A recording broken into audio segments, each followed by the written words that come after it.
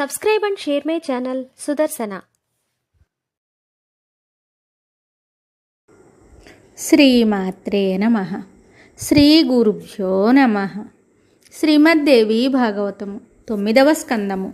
కలియుగము యొక్క భావి చరిత్ర, కాలమానము మరియు గోలోకమునందలి శ్రీకృష్ణ లీలలను వర్ణించుట.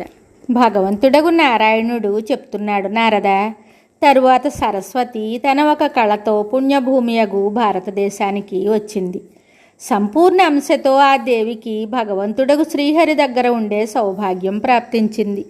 భారతదేశమునకు చేరుకొనుట వలన భారతి అని, బ్రహ్మ ప్రేమకు పాత్రురాలైన కారణమున బ్రాహ్మి అని, వచనములకు అధిష్టాత్రి గనుక ఆమె వాణి నామమున ఖ్యాతి వహించింది. సరోవరము నూతుల జలమునందు సర్వత్రా సర్వవ్యాపియగు శ్రీహరి సదా దృష్టిగోచరుడగును. అందువలన శ్రీహరికి సరస్వాన్ అను ఇంకో పేరొచ్చింది. ఆయనకు ప్రియురాలు గనుక ఈ దేవిని సరస్వతి అని పిలిచారు. నదీ రూపముతో భూమండలమునకేతించిన సరస్వతి పరమ పవిత్ర తీర్థముగా రూపొందెను. పాపులైన జనుల పాపములను భస్మమొనరిస్తూ ప్రజ్వరిల్లుచున్న అగ్నిస్వరూప ఆ దేవి. నారద, తరువాత గంగ తన కళతో ధరాతలమునకు భూమి మీదకు వచ్చింది. భగీరథుని సత్ప్రయత్నముతో ఆమె శుభాగమనము జరిగింది. ఈ గంగ వచ్చుచుండగనే శంకరుడామెను తన మస్తకమున ధరించెను. అట్లు ధరించుటకు కారణము గంగ వేగమును శంకరుడు మాత్రమే తట్టుకొనగలడు. అందువలన భూమి ప్రార్థించగా ఆ స్వామి ఈ కార్యమునకు సన్నద్ధుడయ్యను. తరువాత పద్మ అనగా లక్ష్మీదేవి తన ఒక కళతో భారతదేశమునకు నదీ రూపమున విచ్చేశాను. ఈమె పేరు పద్మావతి అయ్యను. ఆమె స్వయముగా తన పూర్ణ అంశతో భగవంతుడగు శ్రీహరిని సేవిస్తూ ఆ స్వామి సమీపముననే ఉండెను.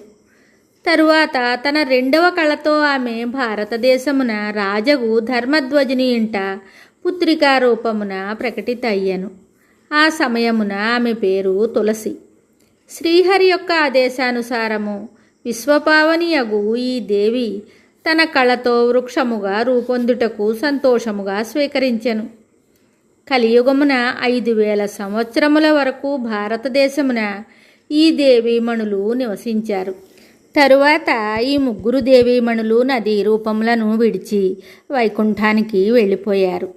కాశీ బృందావనమునందున తీర్థములు తప్ప మిగిలినవన్నీ భగవంతుడగు శ్రీహరి ఆజ్ఞతో ఆ దేవీమణుల వెంట వైకుంఠమునకు తరలిపోవును.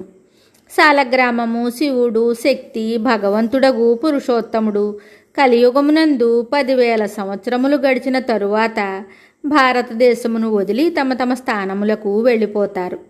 వీరి వెంటనే సాధువులు, పురాణములు, శంఖము, శ్రాద్ధములు, తర్పణములు, వేదోక్త కర్మ కూడా భారతదేశము నుండి వెళ్ళిపోవును.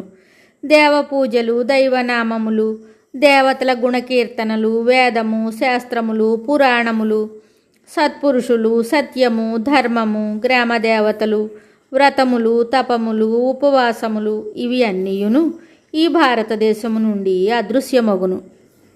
ఇంచుమించు ప్రజలందరూ మద్యమాంసాలని సేవిస్తారు. అసత్యమాడుట, కపట ప్రవర్తన ఎవరికి అసహ్యం అని అనిపించదు.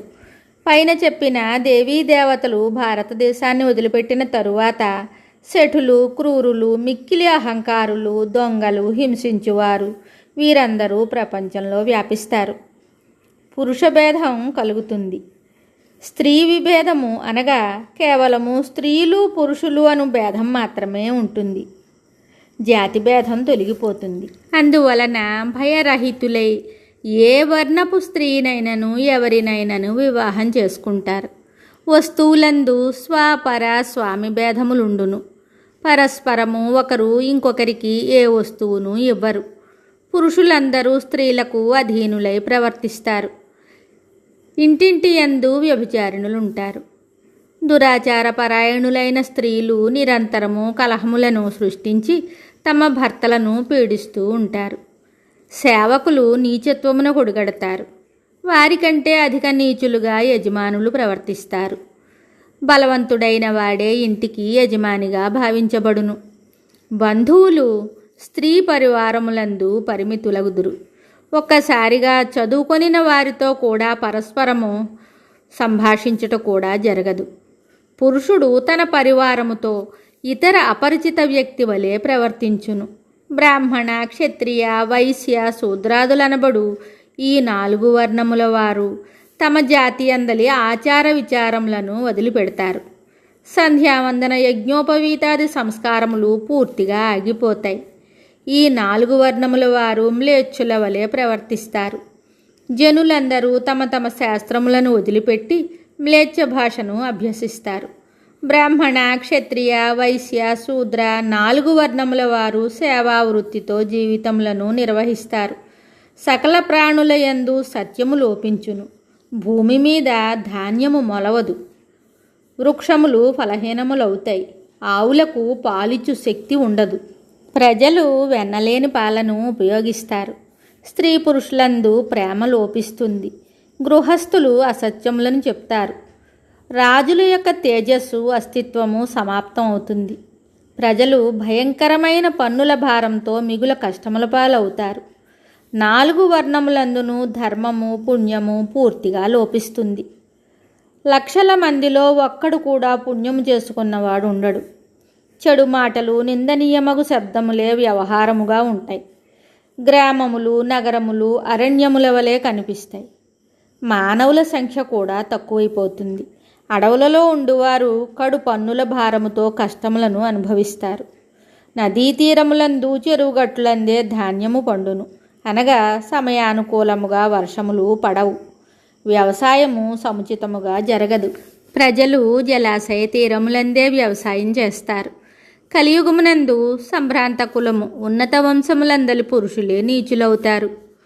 నారద, కలియుగమున మానవులు అశ్లీలముగా భాషించుట, ధూర్తులు, శఠులు, అసత్యవాదులు అవుతారు.